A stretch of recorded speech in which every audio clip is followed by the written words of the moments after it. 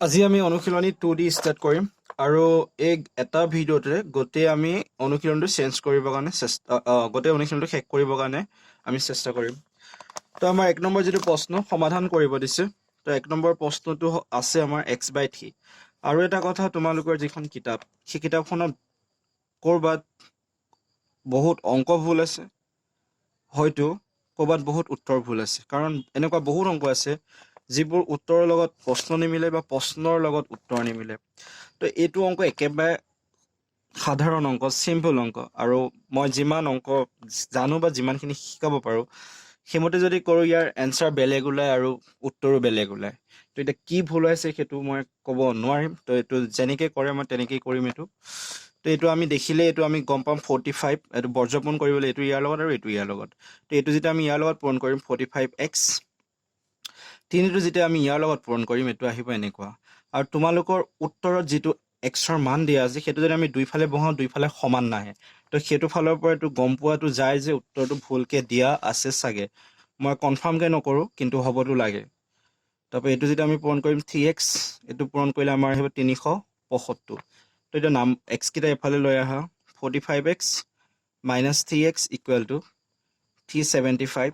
তো এইটো বিয়োগ কৰিলে আমাৰ উত্তৰ থাকিব 42x ইকুৱেল টু 375।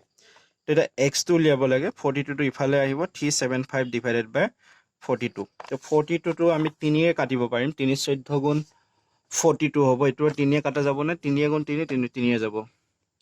3 14 গুণ 42, 3 গুণ 3 3 গুণ 6, 3 5 গুণ 15। তো 125 বাৰ কাটা যাব। তো বাকী থাকিব আমাৰ 125 ডিভাইডেড বাই 14। তো এক্সৰ মান এইটোৱে ওলাব লাগে।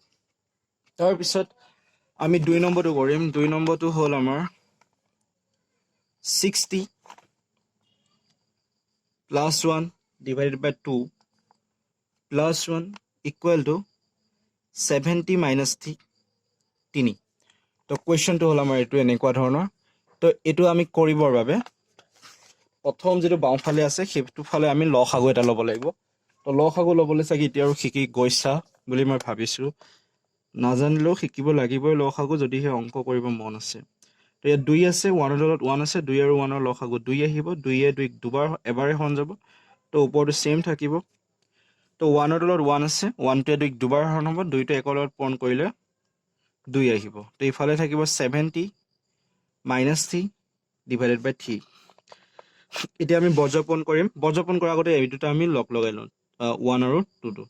তো 60 plus 3 divided by 2 equal to 70 minus 3 divided by 3। তো এতিয়া আমি বৰ্জপন কৰিম এইটো ইয়াৰ লগত আৰু এইটো ইয়াৰ লগত। 3টো ইয়াৰ লগত যেতিয়া আমি পূৰণ কৰিম, 3টো হ'ব আমাৰ 60 প্লাছ 3, 2টো ইফালে পূৰণ কৰিলে 2 হ'ল ইনটু 70 মাইনাছ 3। তো এইখিনি কৰাৰ পিছত 3 6 গুণ 18টি, 3 3 গুণ 9, 2 7 গুণ 14টি, 2 6 হ'ব। টিকেইটা এটা চাইডে লৈ আহা, এইটো ইয়াত যোগ হৈছে, ইফালে আহিলে কি হ'ব? বিয়োগ। তো এইটো হ'ব আমাৰ 14টি। তাৰপৰা ইফালে এইটো লৈ যোৱা, 9টো প্লাছ আছিলে মাইনাছ হৈ যাব। তো বাকী থাকিব 18টিৰ পৰা 14টি গ'লে 40, 9 6 মাইনাছ 15। তো T equal to minus 15 divided by 4। আমাৰ উত্তৰ আহিব এইটো। তো উত্তৰো ঠিকে আছে। তাৰপিছত আমি 3 নম্বৰটো কৰিম। 3 নম্বৰ প্ৰশ্নটো আছিলে, 3 নম্বৰ প্ৰশ্নটো হ'ল 4 whole into 2y minus 2 minus y minus 3 whole into y plus 5 divided by 14 equal to 4 minus y. 4 minus y. তো এইটোৰ পৰা আমি কৰিব লাগে y ভ্যালু উলিয়াবলৈ। সমাধান কৰাৰ অৰ্থ এইটো, y মানটো আমি উলিয়াব লাগে। তো y মানটো যেতিয়া আমি উলিয়াবলৈ যাম, তো তলত যিটো 14 আছে সেইটো আমি প্ৰথমতে ইফালে পূৰণ কৰিম। এইটো হৰণ আছে, ইফালে গ'লে কি হ'ব? পূৰণ। তো বাওঁফালৰ যিখিনি আছে সেইখিনি আমি একে ৰাখি থৈ দিম। তো 14টো সিফালে যেতিয়া যাব, 14 whole into 4 minus y হ'ল তো এতিয়া আমি ব্ৰেকেটকেইটা আঁতৰাই দিম ব্ৰেকেটটো আঁতৰালে 4 লগত 2 পূৰণ হ'ব 8 4 লগত y পূৰণ হ'লে 4y তিনিটো যেতিয়া y লগত পূৰণ হ'ব 3y তিনিটো যেতিয়া মাইনাছ আৰু ইফালে প্লাছ মাইনাছে মাইনাছ 3 5 গুণ 15 14 টো 4 লগত পূৰণ হ'লে 4 4 16 56 14 টো y লগত পূৰণ হ'লে 14y হ'ল তো এতিয়া y কিটা এটা সাইডে নাম্বাৰ কিটা এটা সাইডে লৈ যা তাৰ আগতে আমি কিটা লক লগাই লম আৰু 8 আছে প্লাছত মাইনাছ আছে 15 তো বাকি ৰব কিমান মাইনাছত 7 -4y -3y -7y তো ইফালে যদি চাও 56 -14y তেতিয়া এটা -7 টো মাইনাছ আছে আমি খুফালে লৈ যাম নাম্বাৰটো ফালে লৈ যাম আৰু এই y টো আমি ইফালে লৈ -14y আছে ইফালে হলে কি হ'ব 14y এটো 7y অলৰেডি আছে 56 70 ইফালে আহিলে প্লাস হৈ যাব 56 7 কিমান আহিব 63 তো ইফালে বাকি ৰব আমাৰ 7y তো এতেকে y equal to 63 divided by 7 equal to 9 হ'ব তো এনসারটো যদি চেক কৰো আমি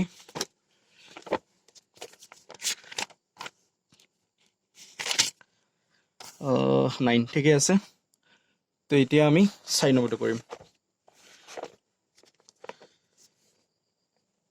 মই 4 নম্বৰটো কৰিম আৰু তাৰ 5 নম্বৰটো তোমালোকে নিজে ট্ৰাই কৰিবা 4 plus 5b divided by 1 minus 5b equal to 3 plus 7b তো এনেকুৱা যিবোৰ সৰল কৰা অংক সেইবোৰ তোমালোকে যিমান প্ৰেক্টিস কৰিবা তেতিয়া তোমালোকৰ সিমানে সহজ হৈ পৰিব কাৰণ প্ৰতিটো অংকতে আমি বেলেগ বেলেগ ধৰণে কিতিয়াবা কৰিবলগীয়া হৈ পৰে তো এটোত আমি বৰ্জপনি কৰিব লাগিব এটো ইয়াৰ লগত 4 plus 5b whole into 2 minus 7b equal to 1 minus 5b whole into 3 plus 7b তো এইখিনি আমি এটা এটাকে কৰিম এই ব্ৰেকেটৰ ভিতৰত 4 টো যে এবাৰ গোটেটোৰ লগত পূৰণ হ'ব ইটো এবাৰ গোটেটোৰ লগত পূৰণ হ'ব তো 4 whole into 2 minus 7b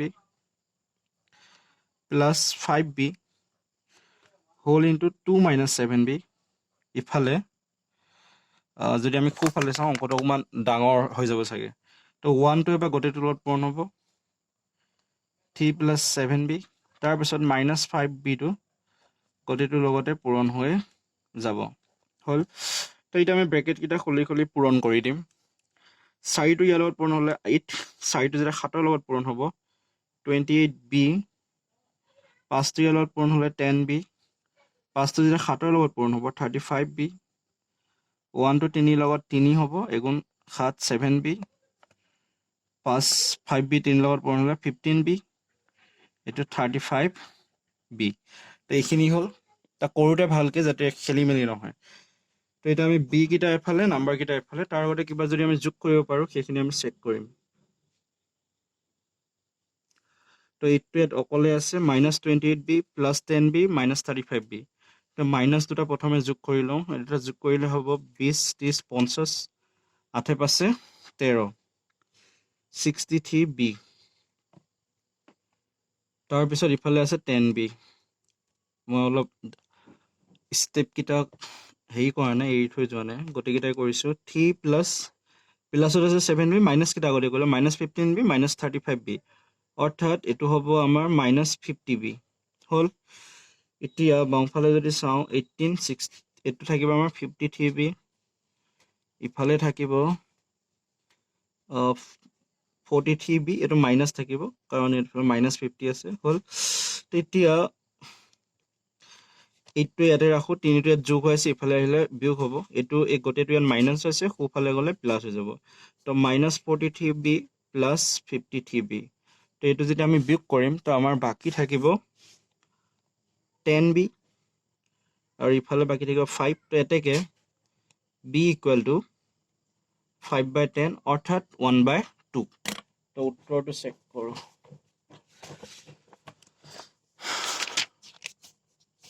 তো উত্তৰটো ঠিকে আছে বাকি 5 নম্বৰটো নিজে কৰিব কাৰণে চেষ্টা কৰিবা m = এই ৰাখিব তাৰ পিছত আখৰৰ অংক আহি গল 2 নম্বৰ যেটো a আছে প্ৰশ্নটো হল আমাৰ কমলাৰ মাকৰ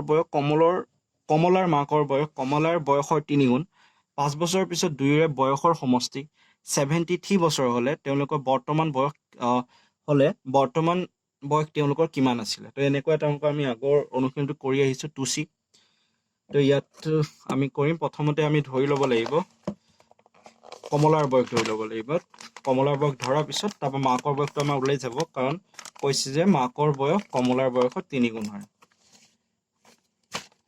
গতিকে 2 a2 2ৰে ধৰো কমলাৰ বয়স কমলাৰ বৰ্তমান বয়স তো কমলাৰ বৰ্তমান বয়স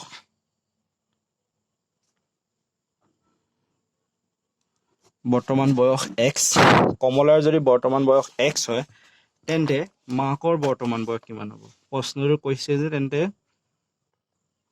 মাকৰ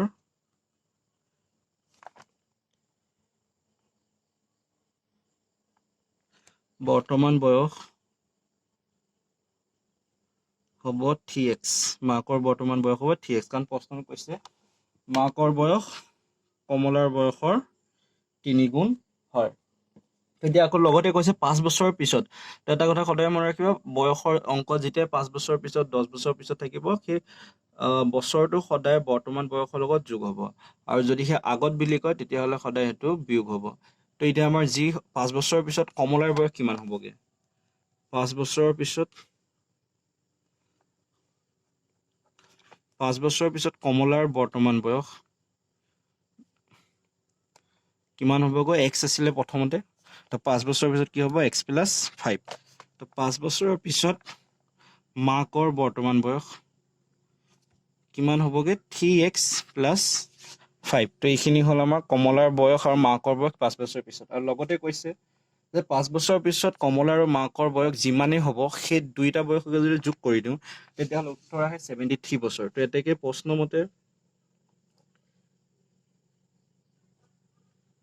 প্ৰশ্নমতে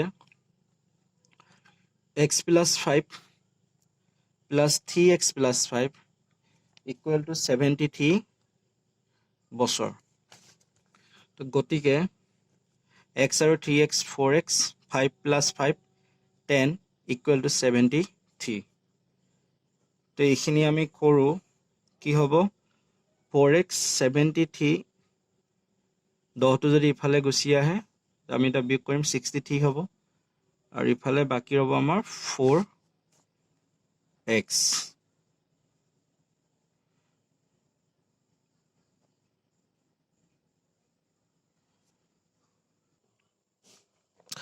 তো এই অংকটো মই কোৱাৰ দৰে এই অংকটো ভুল আছে যেনে এইটো 73 টু 73 নহয় 70 হ'ব এইটো শুদ্ধ কৰি ল'ব যদিহে 73 লোৱা তেতিয়াহ'লে তোমালোকে উত্তৰ নোলায় এইটো 70 কৰিলে উত্তৰ ওলাব তো মই এইটো 70 কৰিয়ে দিছোঁ তেতিয়া হ'ব 60 তো কিতাপখনত বহুত অংক ভুল আছে তো 60/4 = আহিব 15 বছৰ তো তাৰ মানে কমলাৰ বৰ্তমান বয়স হ'ব 15 বছৰ তো কমলাৰ বৰ্তমান বয়স যদি 15 বছৰ হয় তেতিয়াহ'লে মাকৰ হ'ব কিমান মাকৰ হ'ব কাৰণ 3x আছিলে ন তো 3 পূৰণ 15 অৰ্থাৎ 45 বছৰ তো মাকৰ বৰ্তমান বয়স হ'ব 45 বছৰ তাৰপিছত